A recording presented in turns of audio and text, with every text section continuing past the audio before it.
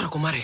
నాలో ఎదలో ఎన్నో కథలు నీరు ఎదురైన ఈ వేళలో. బాగుంది కదా మచ్చా. ఓకేరా, అంతేం లేదా. రే నా కళ్ళతో చూడరా, సూపర్గా ఉంది.